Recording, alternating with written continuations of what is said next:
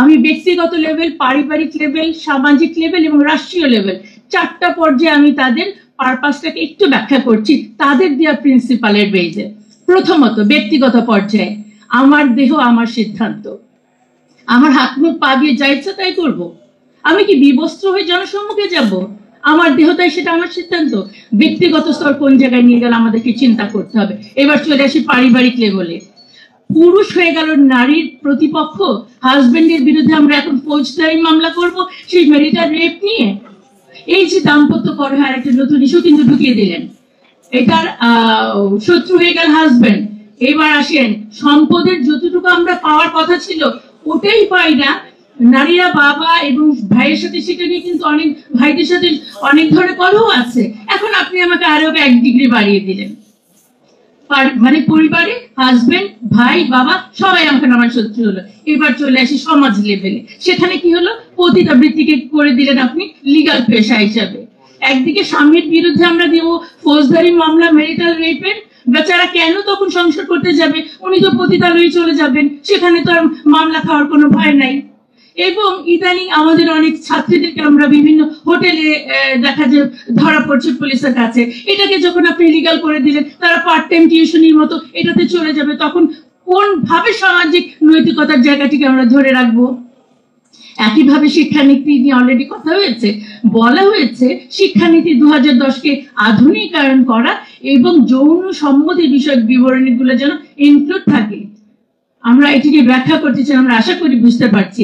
এবং গণমাধ্যম, আপনারা যারা এখানে আছেন, বলা হচ্ছে গণমাধ্যমে নৈতিকতা, অশ্লীল যে শব্দগুলো ব্যবহার করা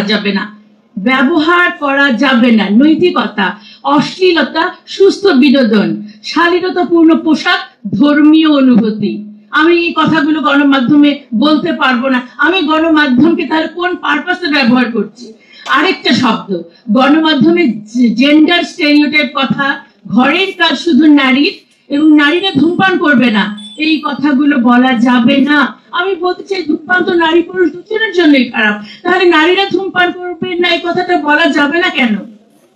আমাদের উদ্দেশ্যটা বুঝতে হবে তাদের। এবং ধর্মের সাথে সাংঘর্ষিক আইনের ফলে সামাজিক অবস্থা কতটা অস্থিতিশীল হয়েছে আমরা তাদের রিপোর্ট প্রদানের পর থেকে এখন পর্যন্ত এটি বুঝতে পেরেছি। তাহলে ব্যক্তিগত লেভেল, পারিবারিক লেভেল, সামাজিক লেভেল ক্লিয়ার। এবার চলে আসলাম আমি রাষ্ট্রীয় লেভেলে।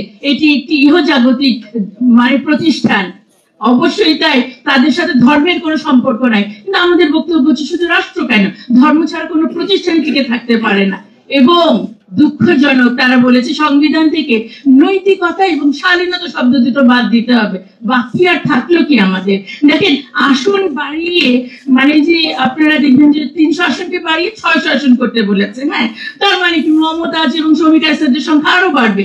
এইটা কোয়ান্টিটেটিভ ডেভেলপমেন্ট এবং এটা আই ওয়াশ, যেটা আমি বলেছি যে স্থান পরিবর্তন করে সংখ্যা বাড়িয়ে আসলে কোনো ধরনের নারীর ক্ষমতায়ন অবশ্যই হয় না, সেটা গুণগত মানে ইয়ে হতে হবে।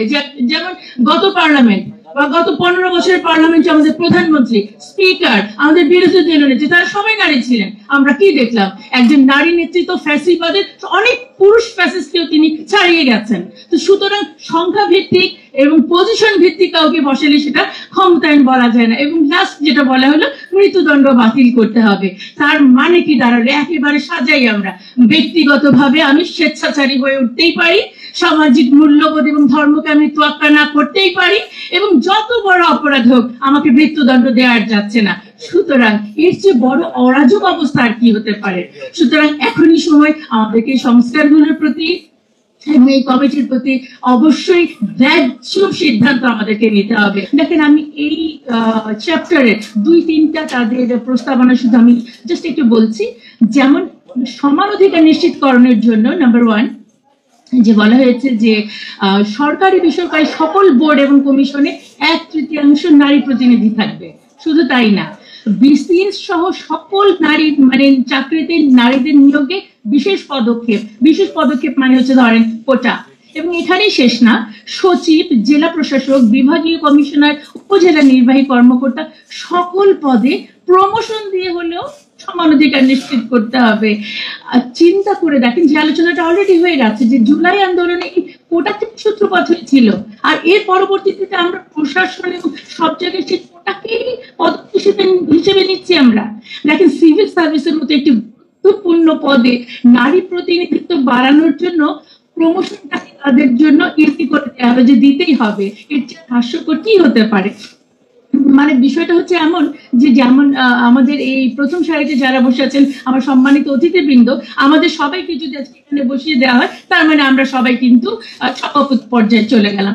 এভাবে করে আসলে কিন্তু উন্নয়ন নিশ্চিত হয় না। আমাদের যেরকম বর্তমানে ডিস্ট্রিক্ট কমিশনার আছে আমাদের 64টা জেলায়, মহিলা হচ্ছেন 18 জন, উনাদের সুপারিশ মতো এটা হতে হবে অন্তত পক্ষে 32 জন মহিলা। তাহলে কি করতে হবে? অ্যাট এনি কস্ট সহকারী কমিশনারকে ডবল প্রমোশন, 3 ডবল দিয়ে তাকে এখন আমাদের ডিসি বানিয়ে দিতে হবে। ঠিক একইভাবে দেখেন আরেকটা কথা বলি, যে জনপ্রশাসনের উচ্চ পর্যায়ে সিদ্ধান্ত গ্রহণকারী কমিটিগুলোতে অন্তত পক্ষে 30% নারী প্রতিনিধিত্ব নিশ্চিত করতে হবে।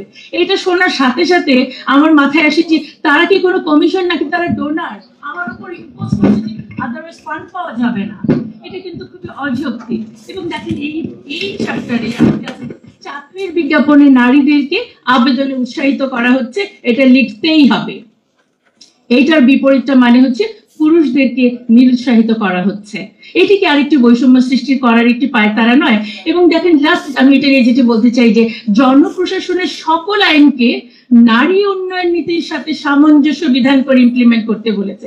যে নারী উন্নয়ন নীতি নিয়ে এত সমালোচনা, যেটার এত ঘাটতি, এটার সাথে এটাকে মিলিয়ে করতে বলা হয়েছে, অথচ তাদের যোগ্যতা বাড়ানোর জন্য কোনো ধরনের এখানে কিন্তু